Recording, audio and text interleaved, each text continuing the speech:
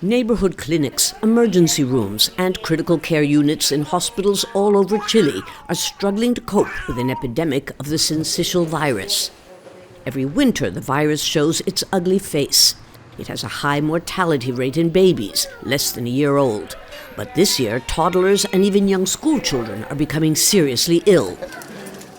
Outside the Calvo Maquena Pediatric Hospital in Santiago, HERNAN LEIVA tells us that he and his wife have been sleeping in the halls of the intensive care unit for a week, while their one-year-old daughter fights for her life.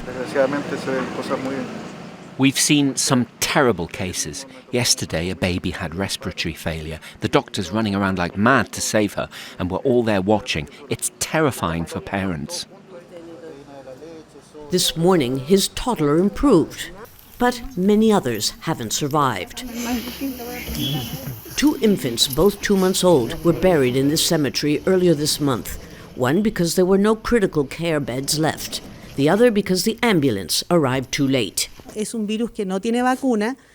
There's no vaccine for this virus that impacts children under the age of 1 the most. During the years of pandemic in which there was a low circulation of other viruses, the normal immunological cycle was altered, creating more vulnerability. Just like during the coronavirus pandemic, hospitals and staff are overwhelmed.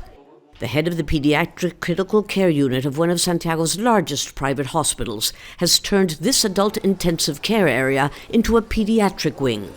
This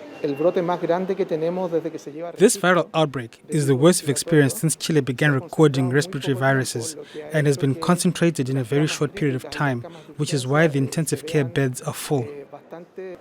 And to make matters worse, the smog levels here in the valley of Santiago have increased dramatically this winter. And as we all know, that substantially increases the number of people that suffer from respiratory diseases, both young and old. That's why something else reminiscent of the pandemic is back: face masks. Although not mandatory yet in public transport, the Health Ministry is distributing free face masks at metro stations and bus stations, encouraging everyone to use them again. Children 5 and older must wear them in school.